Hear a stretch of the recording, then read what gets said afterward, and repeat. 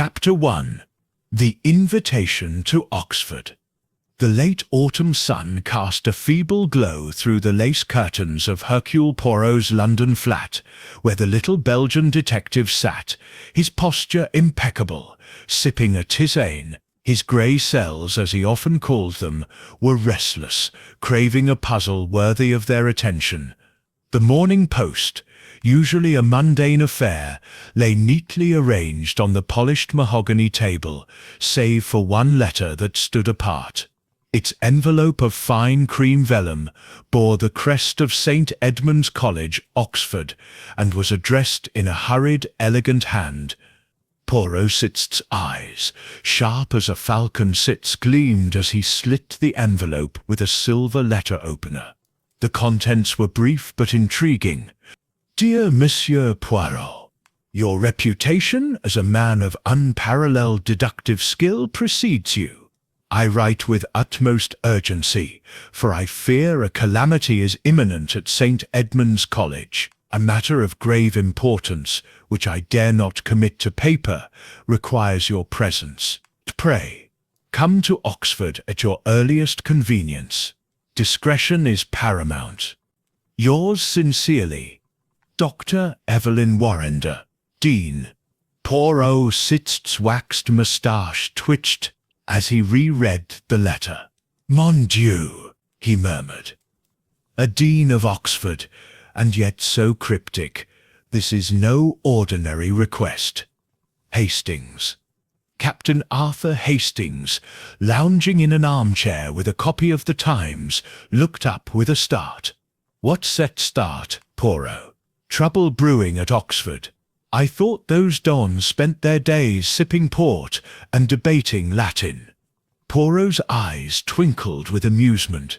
You underestimate the passions that simmer beneath the academic gown, my friend. Where there is knowledge, there is ambition. Where there is ambition, there is envy. And where there is envy— He paused, tapping the letter against his chin. There is often murder. Murder, Hastings exclaimed, nearly spilling his tea. You sit jumping to conclusions, old chap. The letter doesn't mention anything of the sort. Non, Hastings, it is you who do not see. The Dean speaks of calamity and grave importance. She writes in haste, yet with care, and demands discretion. This is the language of one who fears for more than a stolen manuscript or a petty scandal. Poirot rose, his small frame radiating purpose. We shall take the next train to Oxford. The grey cells, they demand exercise. By noon, Poirot and Hastings were aboard a train rattling through the English countryside, the fields cloaked in a mist that clung to the earth like a whispered secret. Hastings, ever the romantic, gazed out at the passing hedgerows, while Poirot sat in silence, his fingers steepled, his mind already dissecting the invisible threads of the case. Upon arriving at Oxford, they were met by a young porter from St. Edmund's Sits, a nervous lad named Jenkins, whose freckled face betrayed anxiety. Monsieur Poirot, sir. The Dean sits waiting for you at the college, she said to hurry, but, well, to keep it quiet-like. Quiet-like, you say? Poirot's voice was soft, but his eyes missed nothing. The boy sits fidgeting hands, the quick glance over his shoulder. And why, mon jeune ami, is such secrecy required? Jenkins flushed. I system not to say, sir, only that things ain't right at St. Edmund's Sisters. Their sists talk among the staff, whispers about, well, about something bad. Poirot exchanged a glance with Hastings, who raised an eyebrow. Lead on, Jenkins, Poirot said, adjusting his Homburg hat. The truth, it will not hide from Hercule Poirot. The walk to St. Edmund's College took them through Oxford's ancient streets, where spires pierced the grey sky, and the air carried the scent of damp stone and old books. The college itself was a fortress of learning, its quadrangle framed by Gothic arches and ivy-clad walls. As they entered, the porter led them to the dean's office, where Dr. Evelyn Warrender awaited. She was a woman of middle years, her silver-streaked hair pulled into a severe bun, her eyes sharp behind gold-rimmed spectacles. Yet there was a tremor in her voice as she greeted them. "Monsieur Poirot, Captain Hastings, thank you for coming so swiftly. I fear we are on the brink of a disaster." Alls. Poirot inclined his head. "Madame, your letter was most compelling. Pray, tell me of this calamity you fear." Dr. Warrender hesitated, glancing at the door as if expecting an eavesdropper. "It concerns Professor Lionel Haverford, our chair of medieval literature. He was a brilliant man, but one who made enemies. Last night, he confided in me that he had uncovered something dangerous, connected to a rare manuscript in our library. He would not say more, only that he feared for his life." "And this morning?" Poirot prompted, his voice like a scalpel. "This morning," she said, her voice dropping to a whisper, "he did not appear for his lecture. His rooms were locked, and no one has seen him since." Poirot's expression remained impassive, but his grey cells were alight. "Then we must see these rooms at once, madame. The truth, it waits for no one." As they left the Dean Sept's office, the college bell tolled, its mournful echo reverberating through the stone corridors. Hastings shivered. "I say, Poirot, this place gives me the creeps. Feels like something Sept's waiting to pounce." Poirot smiled faintly. "Perhaps, Hastings, it already has." Chapter 2. The Shadowed Halls. The quadrangle of St. Edmund's College lay hushed under a sky heavy with the threat of rain, its ancient stones seeming to absorb the whispers of secrets long buried. Hercule Poirot, his patent leather shoes clicking softly on the cobblestones, surveyed the scene with the precision of an artist studying a canvas. Beside him, Captain Hastings tugged at his scarf, unnerved by the oppressive silence. "Mon ami," Poirot said, his voice low but clear, "observe the architecture, these arches, these spires. They speak of permanence, yet they conceal the impermanence of human passions. Here, in this place of learning, we shall find not only books but motives." Hastings frowned. "Motives, Poirot? We don't even know if their test's been a crime yet. Professor Haverford might just be off on a bender, or visiting a friend." Poirot's moustache twitched with amusement. "A bender, Hastings? Non. A man who fears for his life does not vanish for a pint of ale. Come, we shall meet the inhabitants of this college. Their words and their silences will tell us much." Dr. Evelyn Warrender led them into the senior common room, where a fire crackled in the hearth, casting flickering shadows on oak-panelled walls. A small group had gathered, summoned at the dean's request, their faces a mixture of curiosity and unease. Poirot's sharp eyes catalogued each one, noting the smallest details, the nervous twitch of a hand, the avoidance of a glance. First was Dr. Rupert Caldwell, a portly historian with a florid complexion and a penchant for adjusting his spectacles. "This is all quite irregular," he blustered, his voice carrying the weight of academic authority. "Haverford's probably lost in his research again. The man's obsessed with that manuscript of his." "Obsessed, you say?" Poirot's tone was mild, but his gaze pierced. "And this manuscript, it is of great value, n'est-ce pas?" Caldwell hesitated, his fingers tightening on his watch chain. "Well, yes, a 14th century text, the Codex Aureus. Haverford claimed it held secrets no one else could decipher." Poppycock, if you ask me. Next was Miss Clara Pembroke, a young lecturer in classics, her auburn hair pinned neatly, but her eyes red-rimmed as though she had been crying. Professor Haverford was brilliant, she said softly, her voice catching. He was kind to me, always encouraging my work. I can't believe he's in danger. Poirot inclined his head. Mademoiselle, your admiration for the professor. It is evident, but tell me, did he have enemies among his colleagues? Clara Steck's lips parted, then closed, her glance darting to Caldwell. He could be abrasive. His ideas were bold, and not everyone agreed with them. A third figure, Mr. Julian Travers, a graduate student with sharp cheekbones and an air of barely concealed arrogance, leaned against the mantelpiece. Haverford was a tyrant, he said, his tone clipped.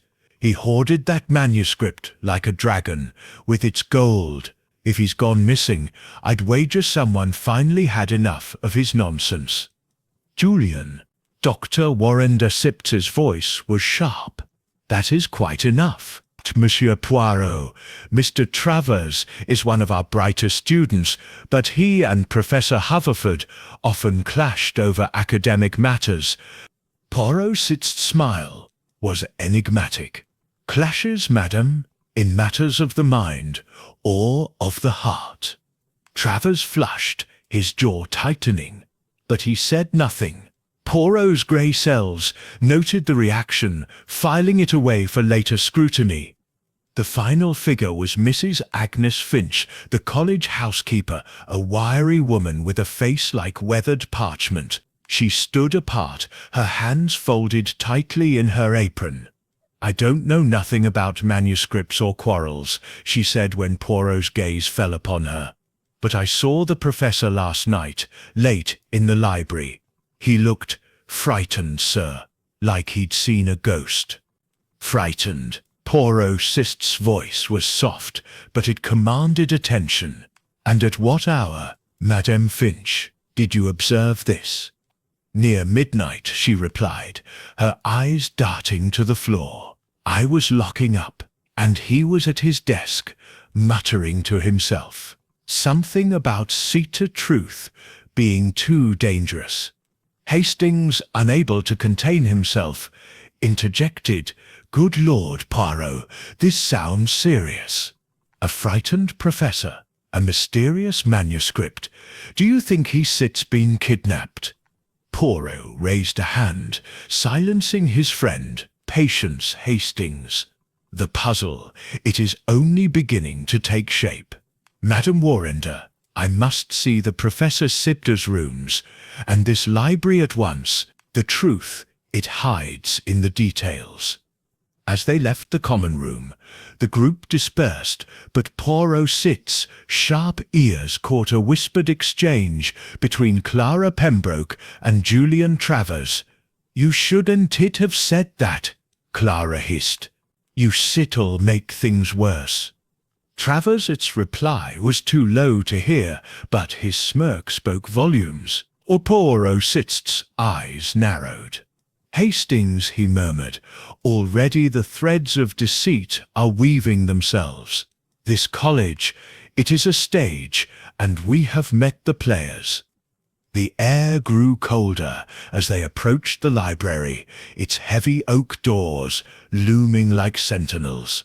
Somewhere within, Poirot knew, lay the key to Professor Haverford's fate, and perhaps to a mystery far darker than anyone suspected. Chapter 3. The Professor Sen's Demise. The library of St. Edmund's College was a cavern of knowledge, its high-vaulted ceiling lost in shadows, its shelves groaning under the weight of centuries-old tomes. The air was thick with the scent of leather and dust, and a single gas lamp flickered, casting an eerie glow. Hercule Poirot stood at the threshold, his small frame radiating intensity, as Dr. Evelyn Warrender led him and Captain Hastings toward Professor Haverford's study, a small room annexed to the library's west wing. "Monsieur Poirot," Dr. Warrender said, her voice trembling. "This is where Lionel Professor Haverford spent most of his time. His rooms are upstairs, but he was last seen here, as Mrs. Finch told you." Poirot nodded, his eyes scanning the library set's expanse. "And no one has entered this study since last night?" "No one," she confirmed. "The door was locked, and only Lionel had the key. I had Jenkins fetch the master key when he didn't set appear this morning." "Very good," Poirot murmured. "Let us proceed." The study door, heavy oak with an iron lock, creaked as Jenkins turned the key. The room beyond was cramped, dominated by a cluttered desk piled with papers, a single armchair, and a narrow window overlooking the quadrangle. But it was the figure slumped over the desk that drew a gasp from Hastings. "Hollansians! Good heavens, Poirot!" he exclaimed. "It sets Haverford. He sets dead." Professor Lionel Haverford, a man in his late 50s with thinning grey hair and a scholarly stoop, lay motionless, his head resting on a blotter stained with ink. His right hand clutched a quill pen, its nib snapped, and in his left a crumpled piece of parchment bore a single word, scrawled in his own hand: "Aureus." Poirot's face was impassive, but his grey cells were alight.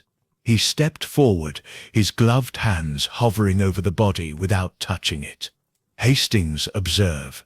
The professor, he is not merely dead, he has been arranged. The pen, the parchment, the position of the body, it is a tableau, n'est-ce pas?" Dr. Warrender clutched her shawl, her face pale. "Arranged, you mean? This was murder." Poirot did not answer directly. Instead he knelt, examining the floor.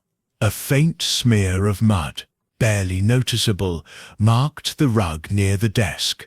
"Curious," he murmured. "The weather, it has been dry these past days, yet here is mud. And the window." He moved to the narrow pane, noting a slight scratch on the latch. "Locked from the inside, yet not untouched." Hastings, peering over Poirot's shoulder, frowned. "A locked room, Poirot. How could anyone get in or out?" The door was locked, and that window sips barely wide enough for a cat. "Patience, mon ami," Poirot replied, his voice soft but firm. "The impossible. It is only a matter of perspective. Now, let us examine the body." With delicate precision, Poirot inspected Haverford's corpse. The professor's face was contorted in a grimace, his lips faintly blue. A glass of port sat on the desk, half drunk, its rim smudged. Beside it lay an open book, its pages marked with frantic annotations. No visible wounds, Poirot noted. No blood, no signs of a struggle. Yet the expression, this is not the face of a man who died peacefully. "Poison," Hastings ventured, his voice hushed. "Perhaps," Poirot said, sniffing the port glass cautiously. "There is a faint odour, bitter like almonds, but we must wait for the coroner to confirm. For now, the clue lies here." He held up the crumpled parchment with the word Aureus. The Codex Aureus, the manuscript of which Dr. Caldwell spoke. "It is the heart of this mystery, I think." Dr. Warrender sicked, eyes widened. The Codex. Its sects kept in the library. Sect's secure vault. Lionel was studying it, but he was secretive, even with me. He said it contained revelations. Revelations, Poirot repeated, his tone thoughtful. And who else had access to this vault, madam? Only Lionel and I have keys, she replied, though the library staff like Mrs. Finch might enter to clean, and senior fellows like Dr. Caldwell could request access. Poirot's gaze sharpened. And Mademoiselle Pembroke, Monsieur Travers. Clara assisted Lionel with his research, Dr. Warrender admitted. She had limited access. Julian, as a student, did not, but he was always pestering Lionel about the Codex. Interessant, Poirot murmured. He turned to Jenkins, who hovered nervously by the door. Monsieur Jenkins, you were here last night. Did you see anyone else in the library? The porter shook his head. No, sir.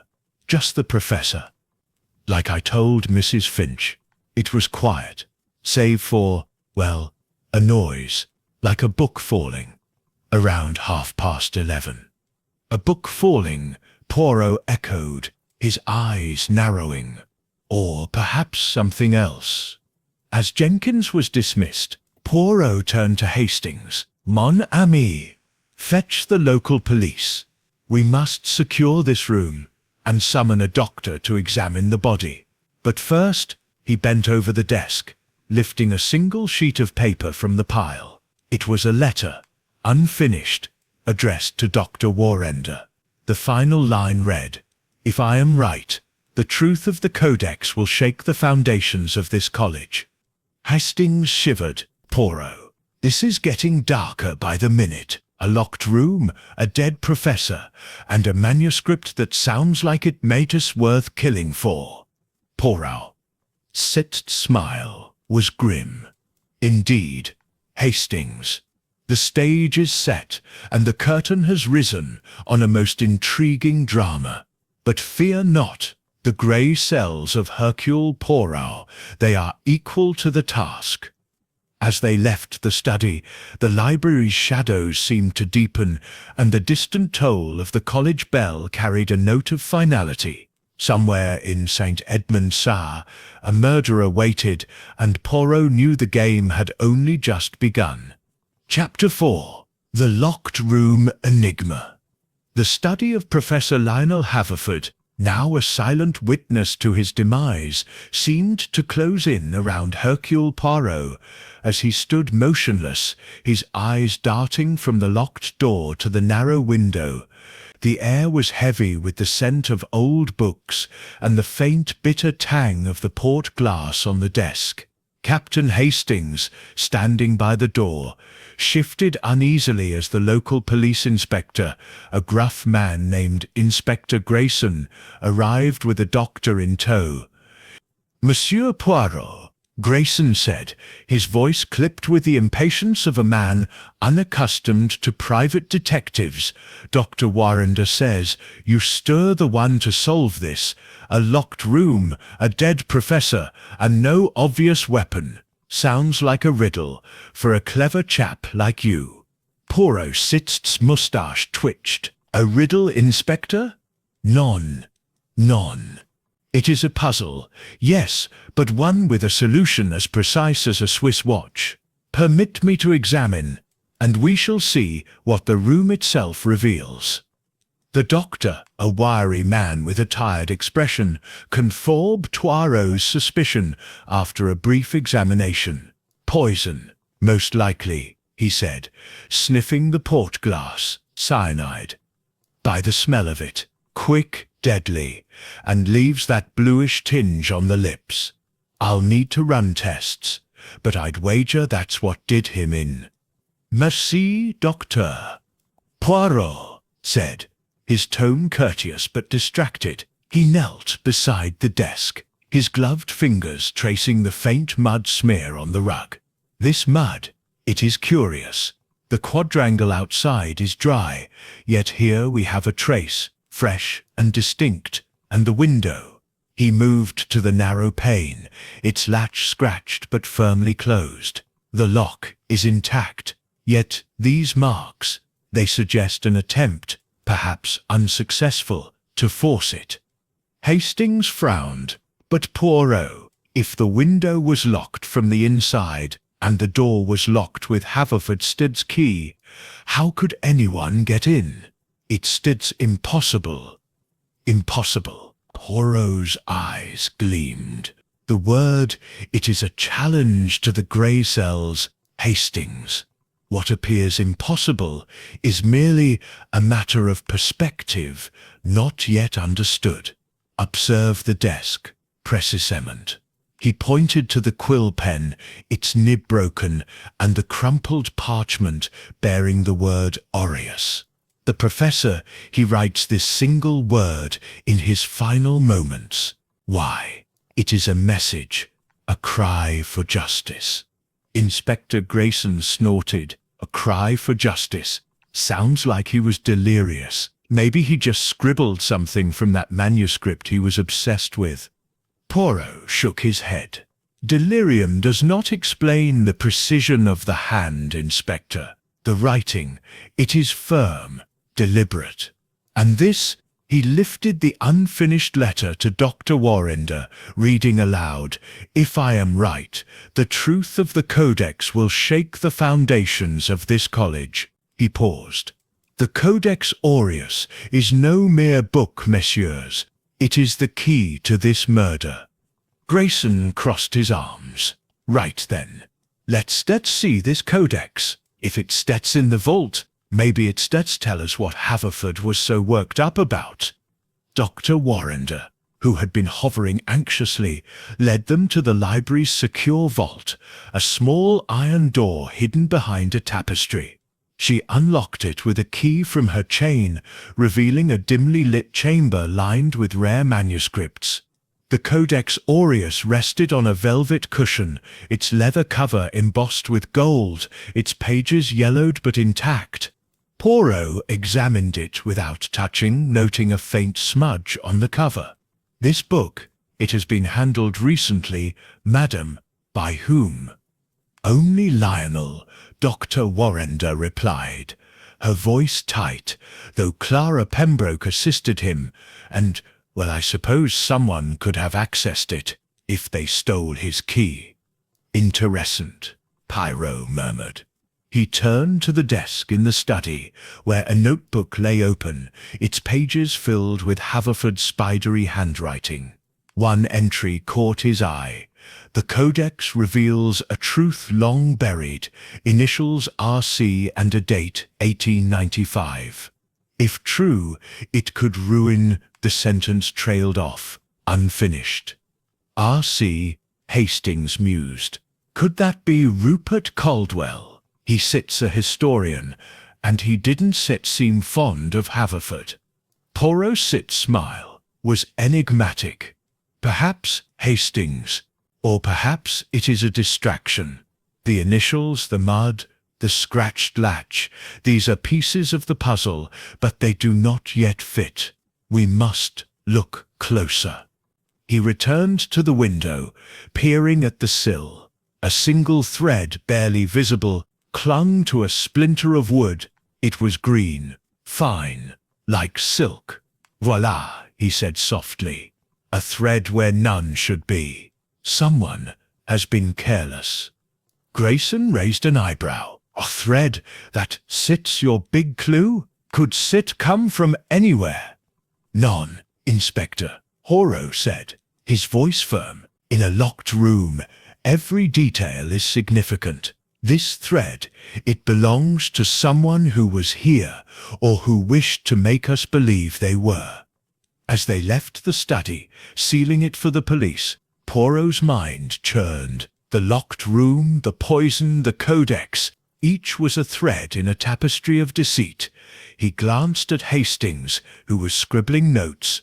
"Mon ami, prepare yourself. The murderer, they are close, and they are clever. But Hercule Poirot, he is cleverer still." Outside, the quadrangle was shrouded in twilight, and a chill wind whispered through the arches. The mystery of St. Edmund's had claimed its first victim, but Poirot sensed it would not be the last. Chapter 5. Whispers of Motive. The senior common room of St. Edmund's College glowed warmly in the lamplight, but the air was thick with unease as Hercule Poirot gathered the key figures in Professor Haverford's orbit. The fire crackled in the hearth, casting long shadows that danced across the faces of Dr. Rupert Caldwell, Miss Clara Pembroke, Mr. Julian Travers, and Mrs. Agnes Finch. Captain Hastings sat in a corner, his notebook open, while Inspector Grayson leaned against the mantel, his skepticism palpable. Poirot, his small frame radiating authority, stood at the centre, his eyes gleaming like polished jade. "Messieurs et mesdames," Poirot began, his voice soft but commanding. "The death of Professor Haverford. It is no accident. It is murder most deliberate, and the motive lies among you, here in this room or in the secrets you keep. I ask now for the truth. For the grey cells, they do not tolerate deception." Dr. Caldwell adjusted his spectacles, his florid face reddening further. "This is preposterous, Poirot. Haverford was a colleague, not a friend, but I had no reason to harm him. Our disputes were academic, petty, really. He was stubborn about that Codex Aureus, claiming it held some grand revelation. I thought it nonsense." Poirot's moustache twitched. "Nonsense, Monsieur Caldwell. Yet the Professor's notebook mentions initials O.C. and a date, 1895, connected to a truth that could theorem. It's your initials, n'est-ce pas?" Caldwell sputtered, his hands fumbling with his watch chain. "R.C.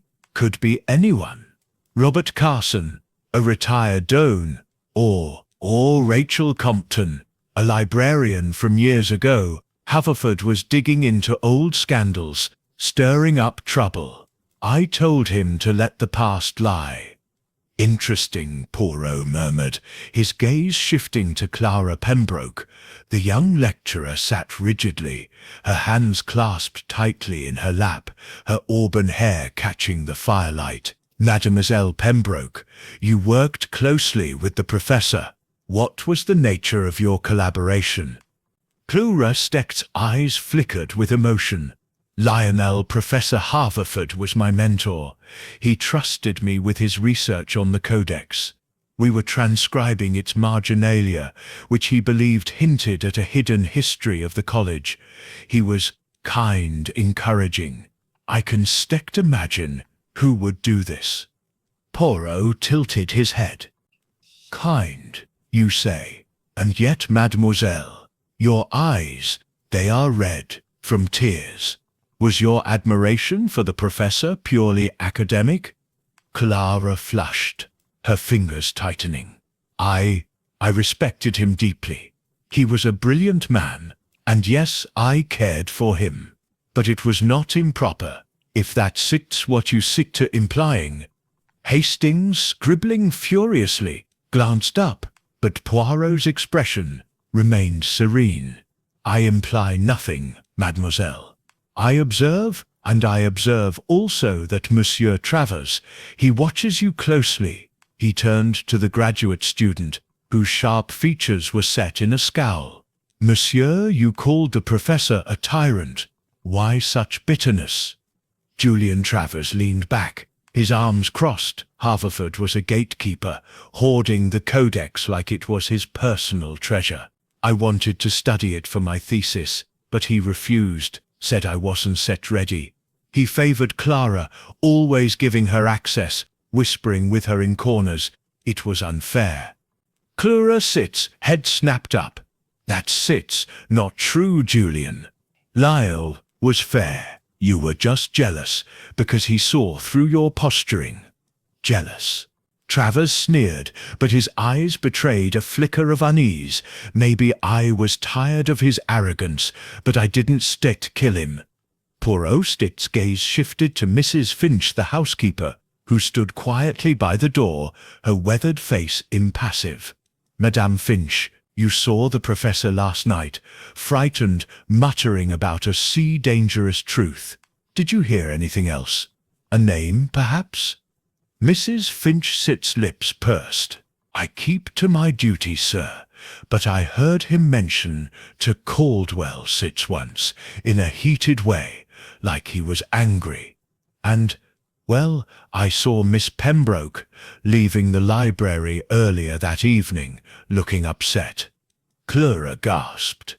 I was there to return a book. I didn't see Lionel after 8 o'clock. Poirot raised a hand, silencing the room. Calmez-vous. Each of you has a connection to the professor, and each of you has something to hide. The Codex, the initials R.C., the mud on the rug, the green thread, these are threads in a tapestry of motive. I shall unravel it. Inspector Grayson coughed. All this talk of threads and tapestries, Poirot. What about hard evidence? The poison in the port, where said it come from? Poirot's smile was enigmatic. The poison, Inspector. It was administered with precision. The glass, it bears a smudge, as if wiped hastily. Someone was in that room, someone who knew the Professor Sip's habits, and the locked door. It is not the barrier you think. As the group dispersed, Poirot lingered, his eyes fixed on a photograph on the mantel, a younger Haverford, standing beside a man who bore a striking resemblance to Dr. Caldwell, both smiling at a college event dated 1895. Hastings, he murmured, the past it whispers to us, and in its whispers we shall find the murderer. Outside, the Oxford sky darkened, and a low rumble of thunder echoed through the quadrangle. The net was tightening, but Poirot knew the killer was watching, waiting for his next move. Chapter 6. The Cryptic Manuscript.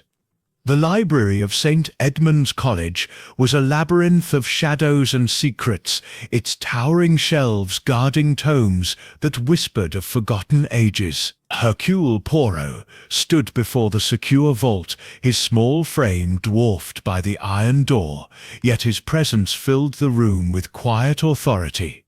Beside him, Captain Hastings shifted nervously, while Dr. Evelyn Warrender, her hands trembling slightly, unlocked the vault to reveal the Codex Aureus once more.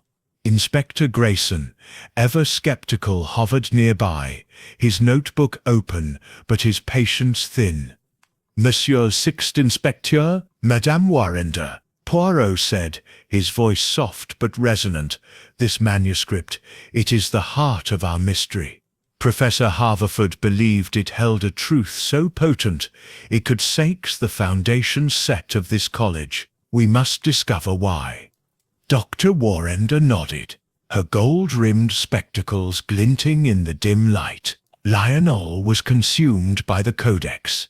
He spent months deciphering its marginalia, notes in Latin, some in cipher. He said they pointed to a scandal, something hidden in the college sep's past. Poirot's eyes gleamed as he donned a pair of white gloves, carefully lifting the Codex from its velvet cushion. Its leather cover, embossed with gold, was worn but majestic, its pages fragile, yet heavy with secrets. He turned to a page marked by a ribbon, where Haverford's annotations crowded the margins. "Regardez," Poirot said, pointing to a passage.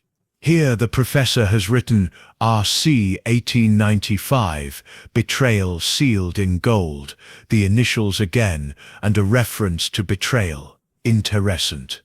Hastings peered over his shoulder. "R.C. again? That must be Rupert Caldwell, Poirot. He sits being cagey about Haverford, and he sits old enough to have been around in sits 95. Perhaps Hastings," Poirot replied, his tone measured. "But the grey cells they warn against haste. Initials they are like shadows, easily mistaken for substance.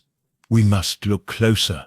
He traced a finger over a faint smudge on the page, identical to the one on the cover. This mark, it is recent. Ink, perhaps, from a careless hand. Dr. Warrender frowned. Only Lionel and I handled the codex directly, though Clara Pembroke transcribed some notes. No one else had access without my permission. Permission, Poirot mused, or opportunity. He closed the codex and turned to the vault sept's lock, examining it closely. A faint scratch, barely visible, marred the keyhole. Mon Dieu, another scratch, like the one on the study window. Someone has been tampering, madame. Grayson snorted. Scratches and smudges. You set to building a case on crumbs, Poirot. What about the poison? That sitter's what killed Haverford, not some old book. Poirot's smile was enigmatic. The book, Inspector, it is the why, and the poison is merely the how. To catch a murderer, we must understand their heart. This codex, it holds a truth someone wished to bury. Leaving the vault, Poirot requested to see Haverford's research notes, which Dr. Warrender retrieved from a locked cabinet in the library. The notebook was a chaotic tapestry of Haverford's thoughts, sketches, Latin phrases, and cryptic references to the Golden Lie. One page, heavily underlined, read, "The Codex proves R.C.'s disgrace, a theft of glory, hidden by the college. If published, it will ruin reputations." Ruin reputations? Hastings exclaimed. Sounds like Haverford was about to expose someone. No wonder he was killed. Poirot nodded, his fingers steepled. Oui, but who stood to lose? Dr. Caldwell, perhaps, with his initials so prominent, or another, whose name we have yet to uncover. He turned to Dr. Warrender. Madame, tell me of 1895. What happened at St. Edmund Setts that year? Dr. Warrender hesitated, her eyes darting to the door. It was before my time as dean, but there was a controversy. A scholar, Richard Chamberlain, R.C., was dismissed under mysterious circumstances. The records are vague, but there were rumors of plagiarism, perhaps theft of research. Lionel was digging into it, believing the codex held proof. Interessant, Poirot murmured. And this Chamberlain, where is he now? Dead, she replied. He passed away years ago, though he had a son, I believe, who left Oxford in disgrace. Poirot's gaze sharpened. A son? And does this son still live? I don't know, Dr. Warrender admitted. The family vanished from academic circles. As they left the library, Poirot paused by a portrait in the corridor, a stern man in academic robes, labelled Richard Chamberlain, 1890. The resemblance to Dr. Caldwell was striking, though the eyes were colder, more calculating. Hastings, Poirot said softly, the past, it is not so distant as we think. The Codex, it is a mirror, reflecting old sins, and someone in this college fears its reflection. Outside, the Oxford air was sharp with the scent of impending rain, and the distant spires seemed to lean closer, as if guarding the secrets within. Poirot's mind churned, piecing together the manuscript, the scratches, and the shadow of 1895. The murderer was close, but the puzzle was far from complete. Chapter 7. A Midnight Encounter. The moon hung low over St. Edmund's College, its pale light filtering through the mist that clung to the quadrangle like a ghostly shroud. Hercule Poirot, unable to sleep, had taken to pacing the college grounds, his overcoat buttoned tightly against the chill. His grey cells, ever restless, churned over the clues, the mud on the rug, the green thread, the Codex Aureus, and the shadow of 1895. Captain Hastings, claiming exhaustion, had retired to their guest rooms, leaving Poirot to wander alone under the ancient arches. It was nearing midnight when a faint sound, a soft crunch of gravel, drew Poirot's attention to the cloisters. He slipped into the shadows, his small frame blending seamlessly with the darkness, and peered toward the library's outer door. Two figures stood there, their voices low but urgent, their silhouettes indistinct in the fog. "Mon Dieu," Poirot murmured, his eyes narrowing. "A rendezvous at such an hour. This is no coincidence." He crept closer, his patent leather shoes silent on the stone path, until he could discern the voices. "You shouldn't be here," hissed a woman's voice, sharp with anxiety. It was Clara Pembroke, her auburn hair faintly visible under a hooded cloak. "If anyone sees us, it'll ruin everything." The second figure, taller and lean, was Julian Travers. His tone was defiant, almost reckless. "I don't care, Clara. You know what Haverford was planning. He was going to publish, to drag it all into the open. Someone had to stop him." "Clara!" Set's voice trembled. "Stop him. Julian, what are you saying? You didn't Set. You couldn't Set have. Don't play innocent." Travers snapped. "You were in the library that night. I saw you slipping out before 10. What were you doing, Clara? Protecting your precious mentor, or something else?" Poirot's moustache twitched as he leaned closer, his breath held. Clara's reply was barely audible. "I told you. I was returning a book. I didn't see Lionel after 8. And you said you were in your rooms all night. Were you lying?" Travers laughed, a harsh, bitter sound. "Maybe I was. Maybe I wanted to see what Haverford was hiding. That codex. It's worth more than you think. Not just to scholars, but to collectors. There sits a buyer in London who pay a fortune." Clara gasped. "You sell it. Lionel died for that manuscript, and you profit from it." Their voices dropped lower, and Poirot strained to hear, but a sudden gust of wind carried their words away.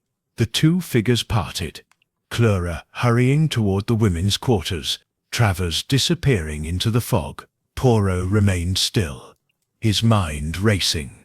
"Interessant," he whispered. "Monsieur Travers, he admits to no alibi, and Mademoiselle Pembroke, she conceals more than she reveals." Returning to the guest rooms, Poirot found Hastings snoring softly. Oblivious to the night's revelations, rather than wake him, Poirot lit a small lamp and opened his notebook, jotting down the encounter. "Travers, he speaks of a buyer," he wrote. "The Codex. It is not only a scholar's prize, but a treasure. And Clara, her presence in the library, it contradicts her earlier words. Pourquoi?"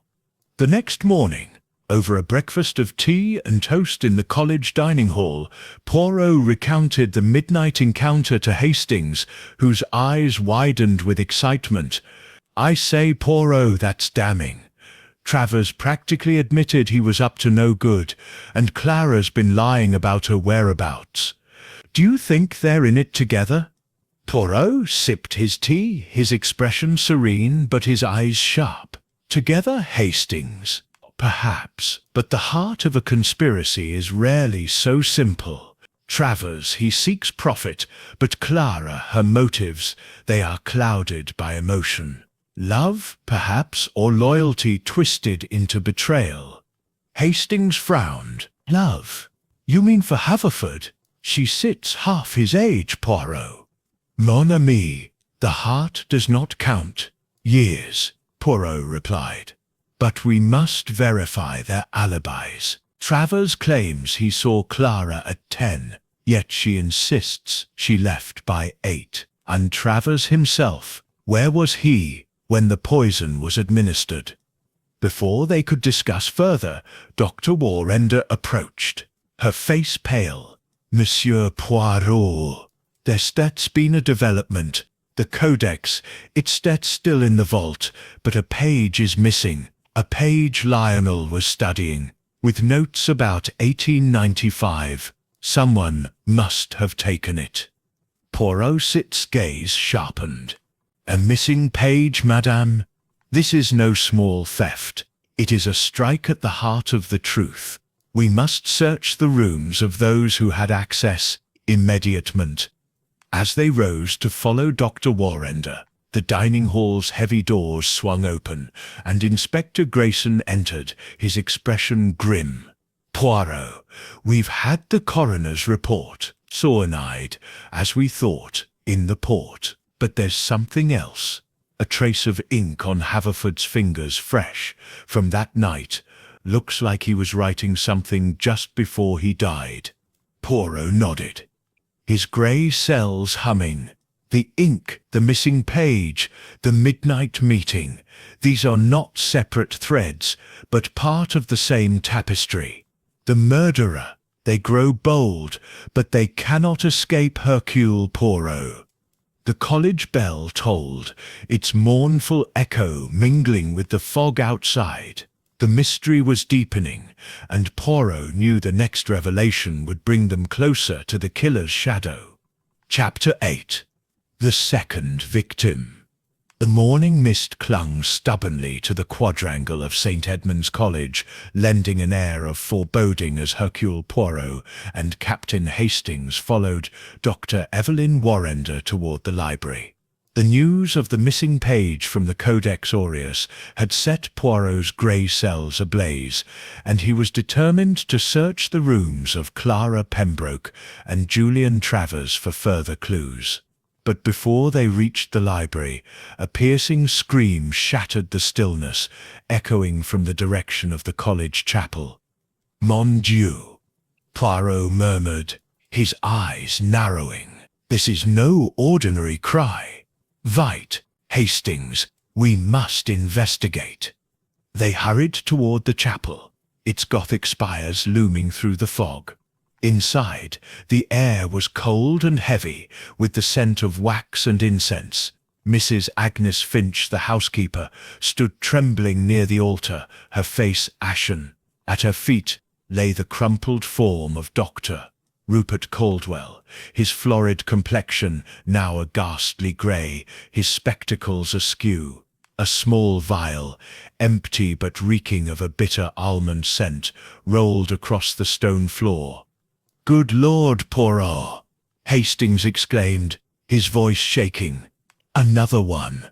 Caldwell sets dead. Poison, just like Haverford." Poirot knelt beside the body, his gloved hands moving with precision. "We, Hastings, cyanide again. The method, it is consistent, yet the setting this sacred place, it is audacious." He examined the vial, noting a faint smudge of ink on its rim, identical to that found on Haverford's fingers. The murderer. They are bold, but not without error. Dr. Warrender, arriving breathless behind them, clutched her shawl. "Rupert? Oh heavens, this is madness. First Lionel, now Rupert. What is happening to our college?" Poirot rose, his expression serene, but his eyes blazing. "What is happening, madame, is that someone seeks to silence those who know too much. Dr. Caldwell, his initials R.C., they were in Haverford Sibb's notes. Perhaps he knew the secret of 1895, or perhaps he was a threat to the killer Sibb's plans." Inspector Grayson, summoned by a porter, stormed into the chapel, his face thunderous. "2 murders in 2 days, Poirot. This is getting out of hand.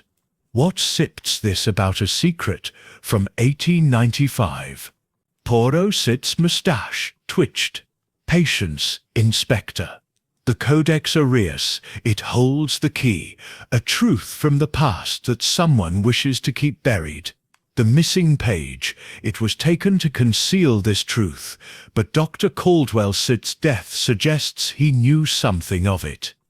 Mrs. Finch, still trembling, spoke up. "I found him just now, sir. When I came to clean the chapel. He was clutching this." She held out a small, crumpled note, its edges singed, as if briefly held to a flame. Poirot unfolded it carefully, revealing a single line in Caldwell's handwriting.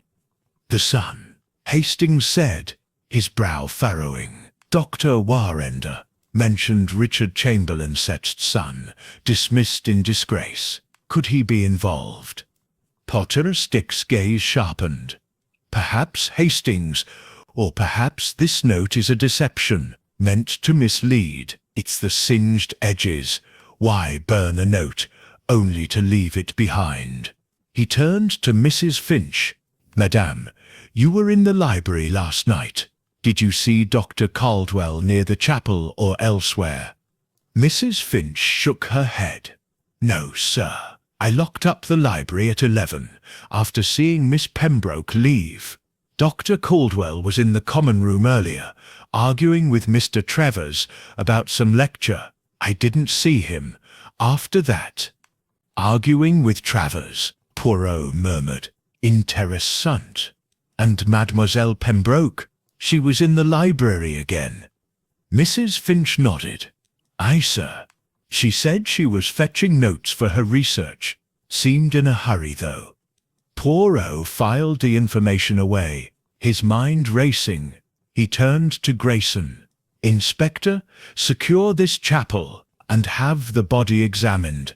We must also search Dr. Caldwell Sid's rooms. The missing page, it may be there, or a clue to its whereabouts." As they left the chapel, Poirot paused by a stained glass window, its colours muted in the dim light. A faint trace of green thread, identical to the one found in Haverford's study, clung to a splintered pew. "Voilà," he said softly. "The thread again. The murderer. They are consistent in their carelessness." Hastings shivered. "Poirot, this is getting sinister. 2 deaths, a missing page, and now a mysterious son. It feels like the whole college is part of some dark plot." Poirot's smile was grim. "A plot, mon ami. Oui. But it is a tapestry woven with ambition, betrayal, and fear. The Codex is the thread that binds it all, and we shall follow it to the truth." As they stepped into the fog-laden quadrangle, the college bell tolled once more, its mournful echo a reminder of the growing body count. Poirot knew the killer was watching, their next move already planned, but the grey cells of Hercule Poirot were closing in. Chapter 9. The Puzzle of the Past. The library of St. Edmund's College, with its labyrinthine shelves and hushed reverence, seemed to guard its secrets as jealously as the fog that enveloped the quadrangle outside. Hercule Poirot sat at a polished oak table, surrounded by dusty college records from 1895, his gloved hands turning brittle pages with care. Captain Hastings, ever restless, paced nearby, while Dr. Evelyn Warrender hovered, her face etched with worry. Inspector Grayson had retreated to oversee the examination of Dr. Caldwell's body, leaving Poirot to unravel the threads of a decades-old scandal. "Mon ami," Poirot said to Hastings, his voice low but precise, "the past, it is like a locked room. To enter we must find the key. The Codex Aureus, the initials RC, the note about the sun set, they all point to 1895. We must understand what happened then, to know why 2 men lie dead now." Hastings stopped pacing, his brow furrowed. "You think this Richard Chamberlain business is the root of it?" Dr. Warrender said he was dismissed for plagiarism or theft. Sounds like a motive for revenge, if his son Sep's involved. Poirot's eyes gleamed. Précisément, Hastings. But revenge, it is a dish served with many flavors. Let us see what the records reveal. He opened a leather-bound ledger labeled College Proceedings, 1895, its pages yellowed but legible. A brief entry caught his attention. Richard Chamberlain, fellow dismissed for misconduct. Accused of appropriating research from Professor Edmund Lyle. Matter resolved privately. Interessant, Poirot murmured. A theft of research, hushed up by the college. And this Professor Lyle, who was he? Dr. Warrender, adjusting her spectacles, replied. Edmund Lyle was a prominent scholar of medieval manuscripts, much like Lionel Haverford. He died shortly after the scandal, in 1896, of a heart attack, or so the records say. His work on the Codex Aureus was groundbreaking, but incomplete. Lionel believed he was finishing what Lyle started. Poirot sits fingers steepled. And this Chamberlain, he had a son. What became of him? Dr. Warrender hesitated. The son, Thomas Chamberlain, was a student here at the time.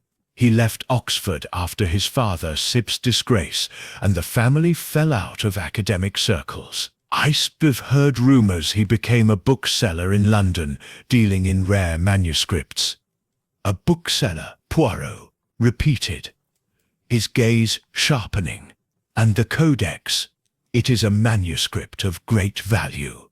Monsieur Travers spoke of a buyer in London. Coincidence? Non. Je ne pense pas. He turned back to the ledger, finding a second entry. Donation of the Codex Aureus to St. Ouen. Edmonds by E. Lyle, 1894. Noted for its unique marginalia. Suspected to contain encrypted historical records. Hastings leaned forward.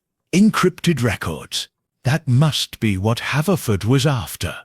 Maybe Chamberlain stole Lyle Sip's research on the Codex, and his son sits trying to reclaim it or cover it up.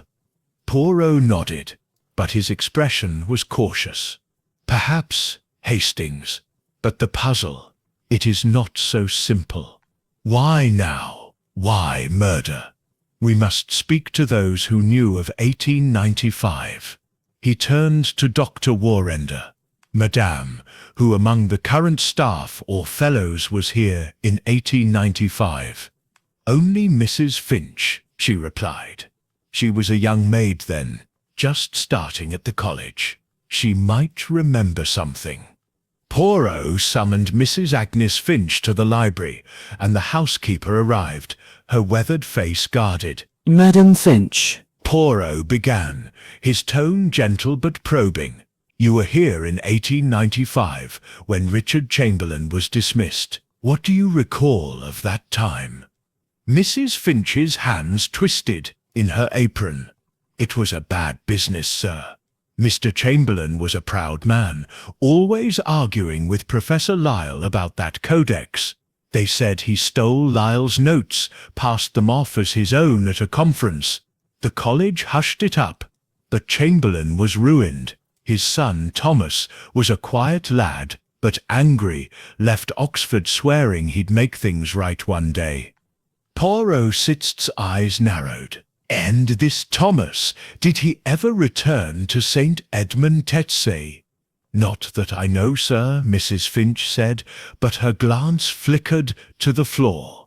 Though, I heard from a porter years ago that someone looking like Thomas was seen in Oxford asking about the Codex. Must it been 10 years back? Interessant, Poirot murmured. And Professor Haverford, did he ever speak to you of Chamberlain or 1895? Mrs. Finch nodded reluctantly. Once, sir. He asked if I knew of any old papers from Lyle Sip's time. Said he, found something in the Codex, a note in Lyle Sip's hand, hidden in the binding, about a set golden lie. He was excited, but scared, too.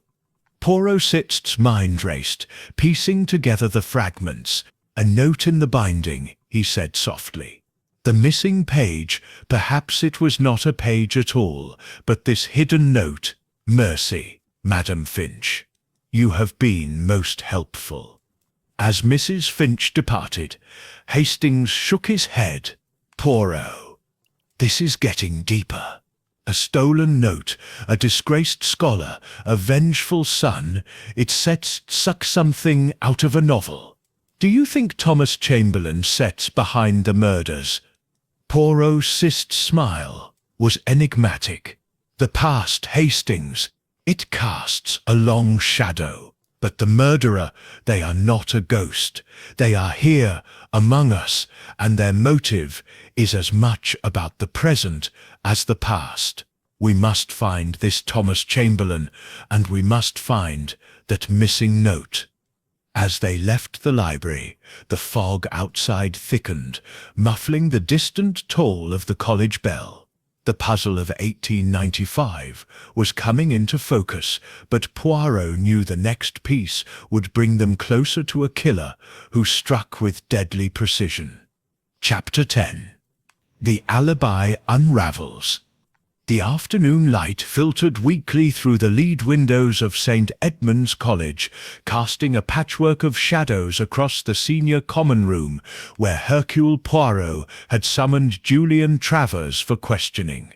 The young graduate student stood by the fireplace, his sharp cheekbones accentuated by a scowl, his hands thrust defiantly into his pockets. Captain Hastings sat nearby, his notebook open, while Inspector Grayson leaned against the doorframe, his skepticism as evident as ever.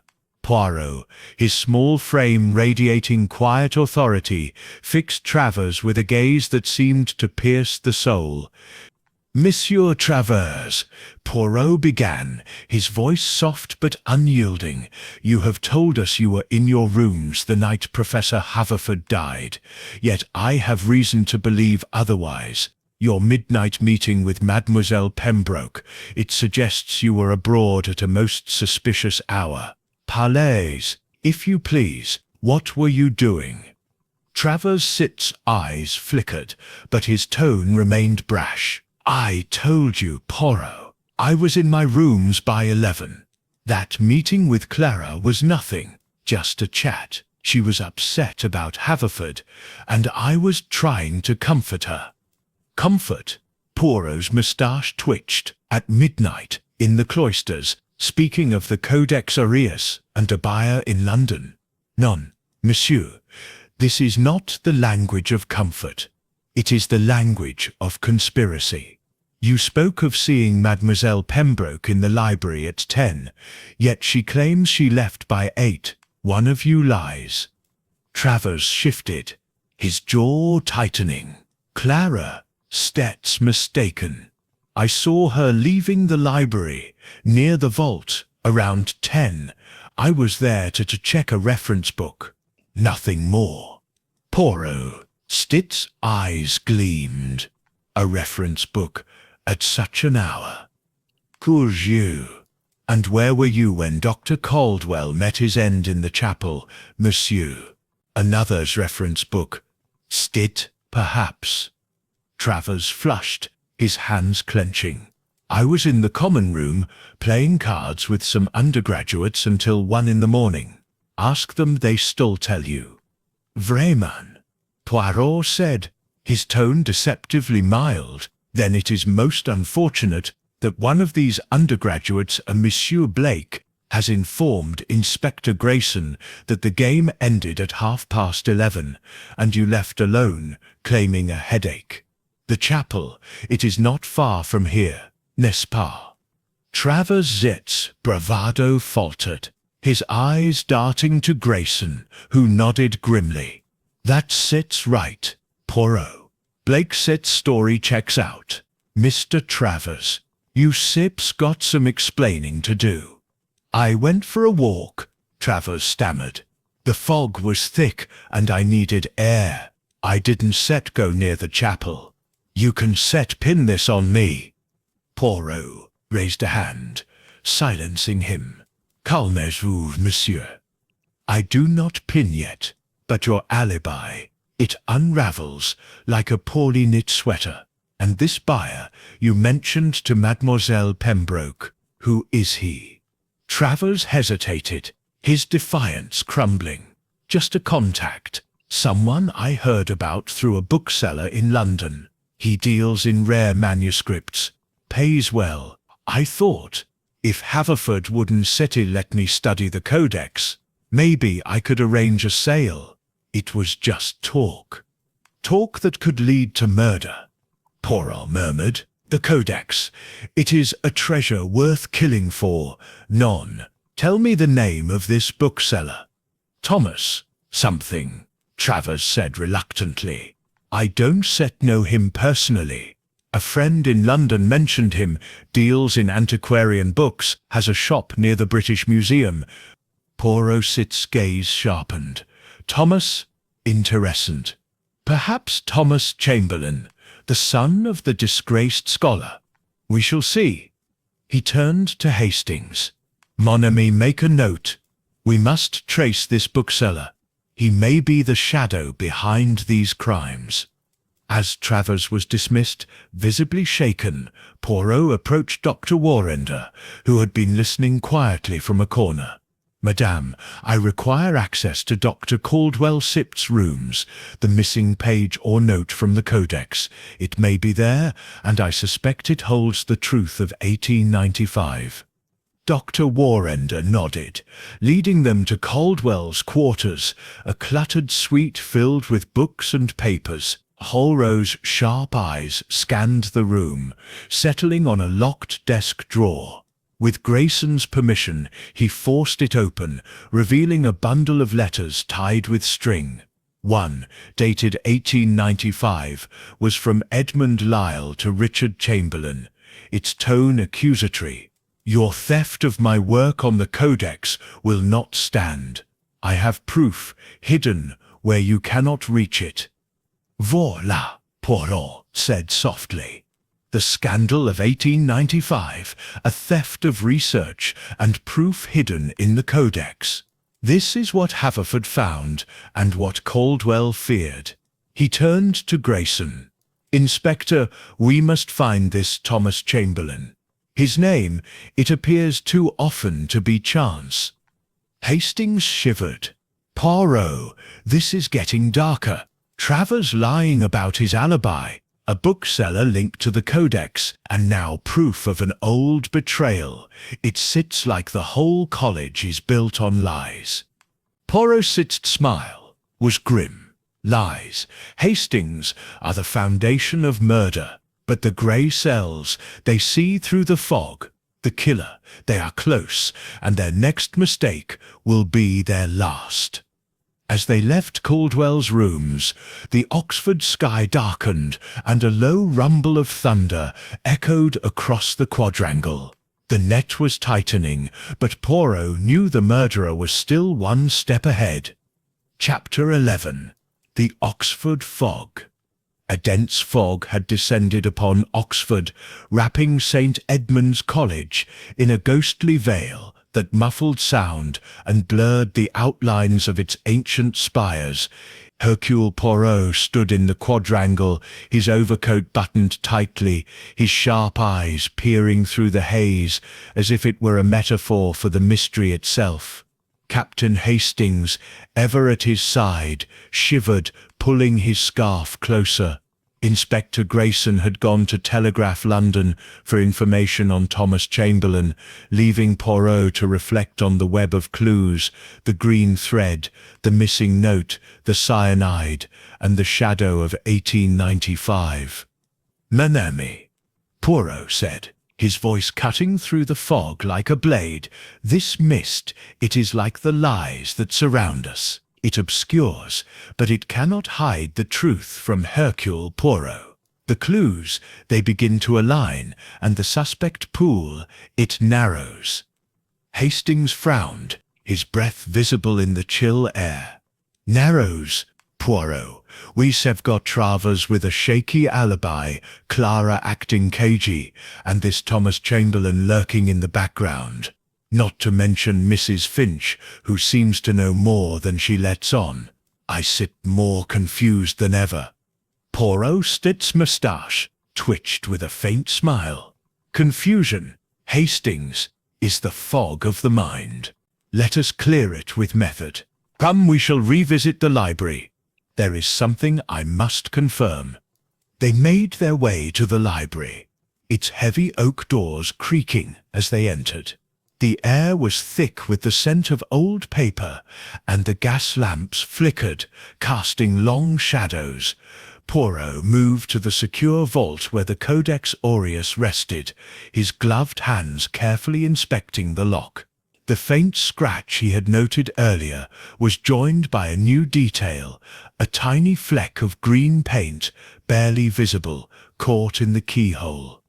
"Voilà," Poirot murmured, extracting the fleck with a pair of tweezers. "Green, like the thread in Haverford's study in Caldwell's Studies Chapel. This is no coincidence, Hastings. The murderer, they use a tool, perhaps a lockpick, and it leaves its mark." Hastings' sifted eyes widened. A lockpick. So the locked room wasn't safely locked at all. Someone got in, poisoned Haverford, and locked it again to make it look impossible. "Précisément," Poirot said. "But the poison, it is not the only weapon. The Codex, it is the true prize. The missing note, hidden in its binding, it holds the secret of 1895, a theft of research, a betrayal that ruined Richard Chamberlain. And now, someone seeks to protect or profit from that secret." They left the vault and moved to Haverford's study, still sealed by Grayson's orders. Poirot, with permission from a porter, slipped inside, his eyes scanning the desk. Among the scattered papers, he found a small sketch Haverford had made, a crude drawing of the Codex's binding with an arrow pointing to a seam. Beside it was a single word, "Concealed." "Mon Dieu," Poirot said softly. The note was not a page, but a slip hidden in the binding. Haverford found it, and Caldwell knew of it. Their deaths, they are to silence this discovery. Hastings rubbed his temples. But who, Poirot Travers? But Havers was after the Codex for money. Clara was close to Haverford, and Thomas Chamberlain might be out for revenge. Even Mrs. Finch could be hiding something. "She's been here since 1895. Poirot nodded, his fingers steepled. "All are suspects, Hastings, but the green thread and paint, they point to one who is meticulous yet careless. I recall something Mademoiselle Pembroke, her cloak in the cloisters, it was green, and Monsieur Travers, his talk of a bookseller. We must find this Thomas Chamberlain, but first we confront Mademoiselle Pembroke." They found Clara Pembroke in her small office, surrounded by books and papers. Her auburn hair was pinned tightly, but her eyes were weary, as if sleep had eluded her. "Monsieur Poirot," she said, rising, "have you found who killed Lionel?" "Perhaps, mademoiselle," Poirot replied, his tone gentle but probing. "Your cloak, the green one you wore in the cloisters, may I see it?" Clara's face paled, but she retrieved the cloak from a hook. Poirot examined it, noting a small tear near the hem where a thread was missing. "This thread," he said, holding up the one from Haverford's study, "it matches. You were in the study, n'est-ce pas?" Clara's hands trembled. I was there earlier that day to discuss the Codex. I must have caught my cloak on something. But I didn't see Lionel after 8, I swear." Poirot's gaze was unrelenting. "And yet, Monsieur Travers saw you at 10, near the vault. You lied about your time, mademoiselle. Why?" Clara's eyes filled with tears. "I was afraid. Lionel had told me about the note in the Codex, a proof of Chamberlain's theft. I wanted to check the vault to protect his work, but I didn't go in. I didn't have the key." Poirot nodded, his expression unreadable. Merci, mademoiselle. For now, I believe you. But the truth, it is close, and you must hide nothing more. As they left Clarist's office, the fog outside thickened, muffling the college bell-sit's toll. Hastings shook his head. Poirot. She steps hiding something, but is she a killer? And what about Travers or Chamberlain? The fog. It clears, Hastings, Poirot said. The green paint, the thread, the note, they point to one who knows the Codex set's secret and will kill to keep it. We are close, mon ami. Very close. The quadrangle was silent, but Poirot felt the weight of unseen eyes watching from the mist. The killer was near, and the next move would be decisive. Chapter 12. The Final Clue. The fog that cloaked St. Edmund's College had begun to lift, revealing the stark outlines of its ancient spires, but the mystery within its walls remained shrouded in deceit. Hercule Poirot sat in the library, the Codex Aureus open before him, its golden embossing gleaming faintly under the gaslight. Captain Hastings stood at his side, his impatience barely contained, while Dr. Evelyn Warrender watched nervously from a nearby chair. Inspector Grayson had yet to return from London, where he was pursuing leads on Thomas Chamberlain, leaving Poirot to unravel the final threads of the puzzle alone. Mon ami, Poirot said to Hastings, his voice calm but charged with intensity, the Codex, it has spoken to us from the beginning, but we have not listened closely enough. The missing note, hidden in its binding, it is the key to the murders of Haverford and Caldwell. Today, we find it. Hastings frowned, peering at the manuscript. But Poirot, the note set's gone stolen, you said. How can we find it if it's not here? Poirot's eyes gleamed. The note, it is not a page, Hastings, but a slip, concealed in the binding, as Haverford's sketch suggested. The murderer took it, yes, but they left behind traces of their intent. He ran a gloved finger along the Codex's spine, where a faint seam had been expertly restitched. Regardez, the binding, it has been tampered with, but not perfectly. With delicate precision, Poirot produced a small penknife and carefully cut the stitches, revealing a hidden fold in the leather. From within, he extracted a tiny folded slip of parchment, its edges brittle but intact. The writing, in Edmund Lyall's hand, was faint but legible. 1895. R.C. stole my discovery of the Codex's cipher, claiming credit for the translation of its marginalia. Proof lies in my journal, hidden in the chapel crypt. He will pay for his betrayal. Mon Dieu, Poirot murmured, his grey cells alight. This is the final clue. Hastings. Lyle Sepp's journal, hidden in the chapel crypt. It confirms the theft by Richard Chamberlain. Haverford found this note, and Caldwell knew of it. Their deaths were to silence this truth. Hastings' eyes widened. The chapel crypt, that sits where Caldwell was found. Do you think the murderer was after the journal too? Precisement, Poirot said. The killer. They sought to destroy all evidence of Chamberlain's disgrace. But the green paint, the thread, the ink smudges, they betray a hand that is both cunning and careless. He turned to Dr. Warrender. Madame, we must search the crypt at once. The journal, it is the final piece of the puzzle. Dr. Warrender led them to the chapel, its stone walls cold and silent. The crypt, accessed through a trapdoor behind the altar, was a damp, shadowy chamber lined with ancient ledgers and relics. Poirot's sharp eyes scanned the shelves, settling on a small leather-bound journal tucked behind a brass candelabrum. Its cover bore the initials E.L. Edmund Lyall. Opening it, Poirot found a detailed account of Lyell's work on the Codex Aureus, including a cipher key for its marginalia. A final entry, dated 1895, read, "Chamberlain has presented my findings as his own. I have hidden the truth in the Codex's binding and this journal in the crypt. If I die, let it be known he is a thief." "Voilà," Poirot said softly. "The motive is clear. Someone wished to protect Chamberlain's legacy or profit from the Codex's secrets. But who?"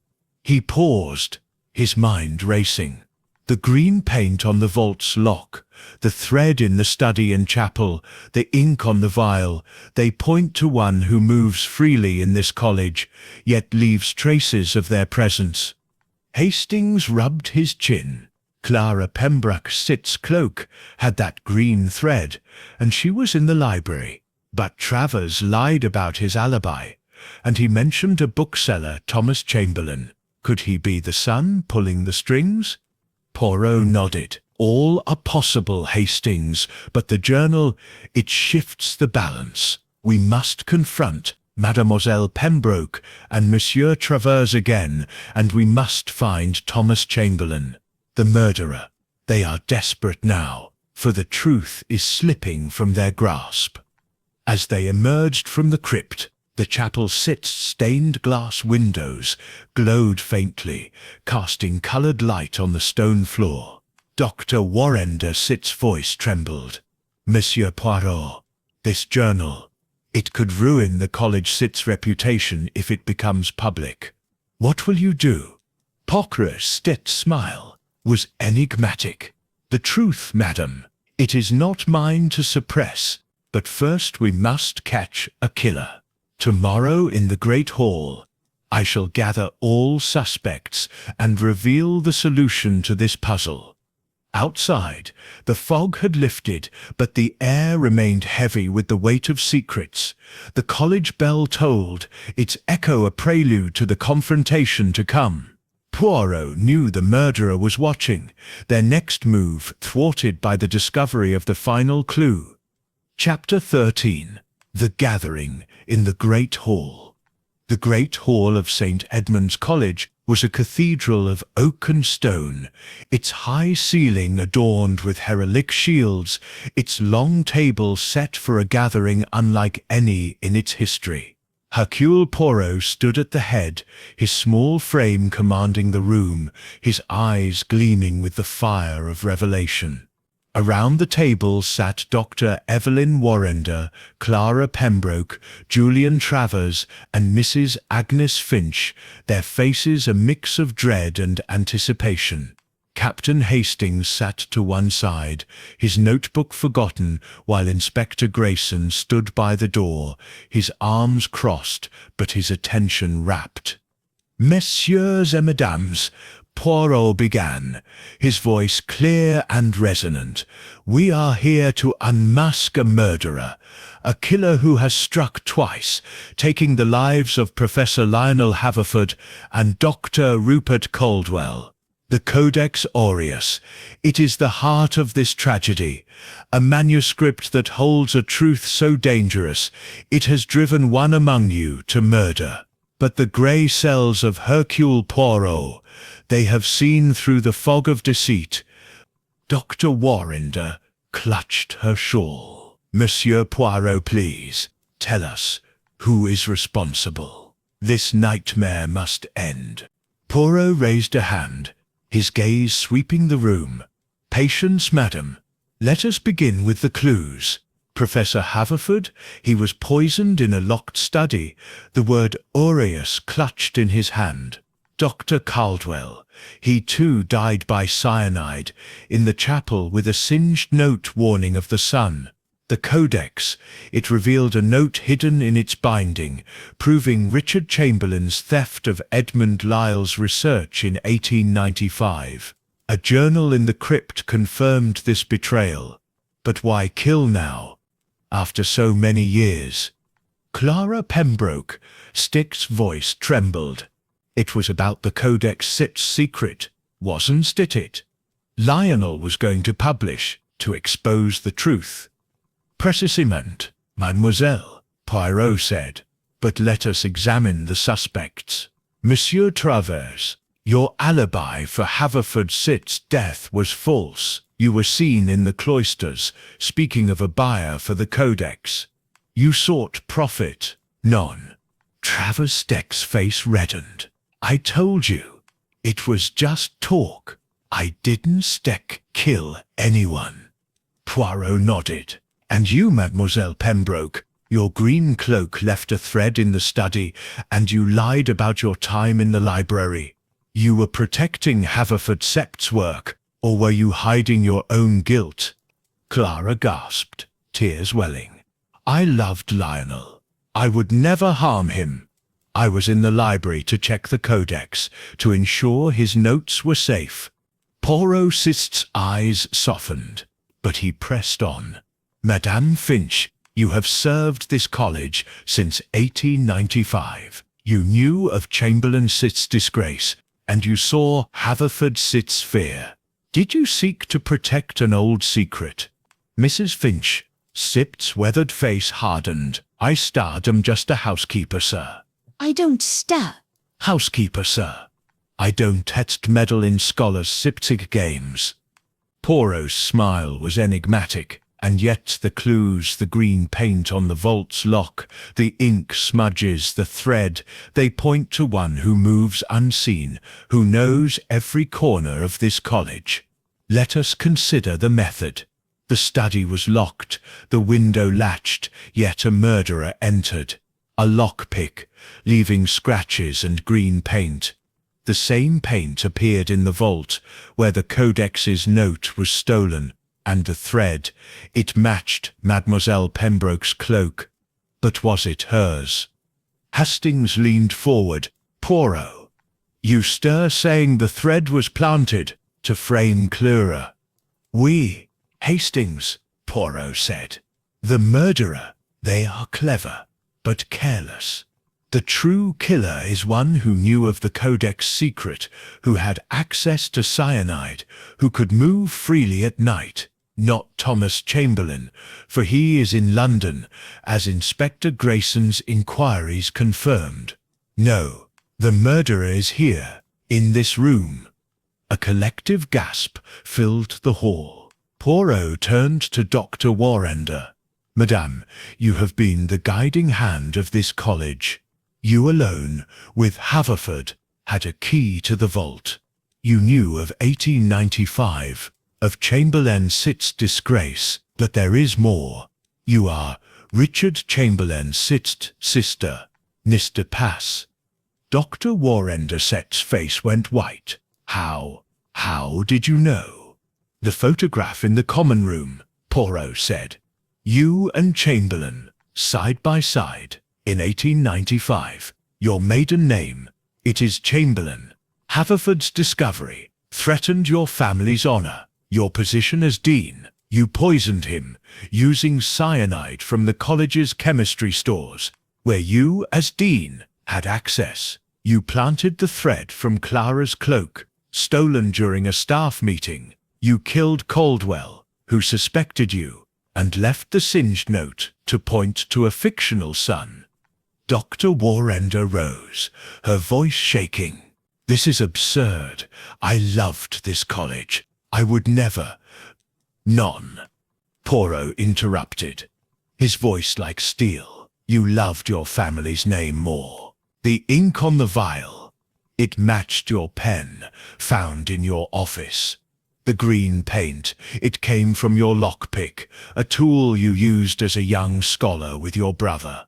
You restitched the Codex's binding, but left a scratch. You were seen by Mrs. Finch entering the library after hours, though she did not betray you, out of loyalty. Mrs. Finch's eyes dropped, confirming Poirot's words. Dr. Warrender sank into her chair, tears streaming. I couldn't let Lionel destroy us. My brother Sid's disgrace. It would have ended my career, my legacy. I only meant to stop him. But Caldwell, he guessed. Grayson stepped forward, his handcuffs ready. Dr. Warrender, You set under arrest." As she was led away, Clara sobbed, and Travers looked stunned. Poirot turned to Hastings. "Heart, it can betray as much as it loves. The Codex, it was her brother Sext's shame, and she killed to bury it."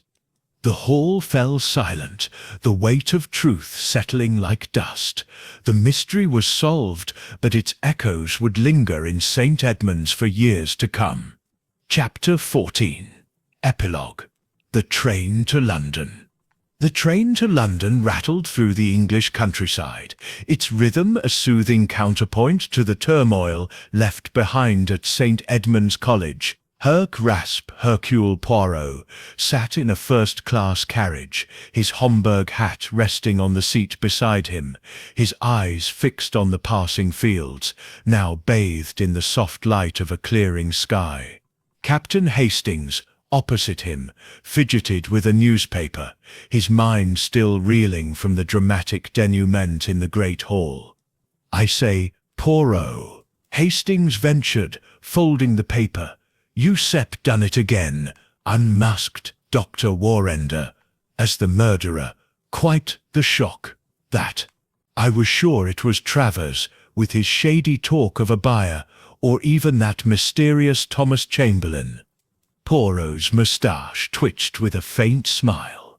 "Mon ami, the obvious. It is often a trap. Travers, he was greedy. Yes. And Clara Pembroke, she was loyal to a fault. But Dr. Warrender, her motive, it was the deepest, the honour of her family, the legacy of her brother Richard Chamberlain. It drove her to murder to protect a secret from 1895. Hastings shook his head. "Still, poisoning two men, tampering with the Codex Aureus, planting clues to frame Clara, it's diabolical. And that green paint on the lockpick, the thread from the cloak, how did you know it was her?" Poirot's eyes gleamed. "The details, Hastings, they betray the careless heart. The green paint matched a tool in her office, used for prying open old bookcases, a habit from her youth with her brother. The thread, stolen from Clara's cloak, was a clever misdirection, but Dr. Warrender did not account for the ink smudge on the cyanide vial, matching her own pen, and her presence in the library, noted by Mrs. Finch, sealed her fate. The grey cells, they see what others miss." Hastings leaned back, exhaling. "And the Codex? Will its secrets be published now about Chamberlain Seek's theft of Lyle Sitt's work?" Poirot shrugged. A delicate gesture. "That is for the college to decide. Mon ami, the journal and note. They are in Inspector Grayson Sick's hands, but I suspect St. Edmund Six will prefer to let the past sleep to avoid further scandal." As the train neared London, Hastings frowned. "There's one thing, though, Poirot, that note in Caldwell Sitt's hand, to the son beware. Sitt, it pointed to Thomas Chamberlain. Was that just another of Warrender Sitt's tricks?" Poirot's smile turned enigmatic, and he reached into his pocket, producing a small folded letter he had not shown before. "Pass exactement, Hastings. This arrived this morning, from a contact in London, Thomas Chamberlain, the bookseller. He exists, yes, and he was in Oxford the week before Haverford's death, inquiring about the Codex. But he is no murderer, merely a man seeking to reclaim his father's lost honour." Hastings' sifter eyes widened. "You mean he was involved?" "But how?" Poirot leaned forward, his voice low. The final twist. "Hastings, Dr. Warrender, she knew her nephew Thomas was sniffing about the Codex. She feared he would uncover the note in the binding, exposing her brother's disgrace. It was not only her own position she protected, but Thomas's future. She killed to silence Haverford before he could meet Thomas, and Caldwell, who had overheard her speaking to her nephew by telephone. "Good Lord!" Hastings exclaimed. "So Thomas was the catalyst, but not the killer. That's why she burned the note, to make us chase a ghost." "Précisément," Poirot said, leaning back with satisfaction. "The heart of a murderer, it is complex, Dr. Warrender, acted out of love and shame, a dangerous combination. But the truth, it cannot be burned away." The train whistle sounded, signalling their approach to London.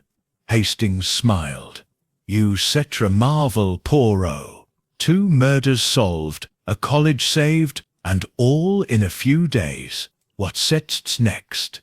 Poirot adjusted his lapel, his eyes twinkling. "Next, mon ami, a cup of tisane and a quiet evening. The grey cells, they deserve a rest, until the next puzzle presents itself."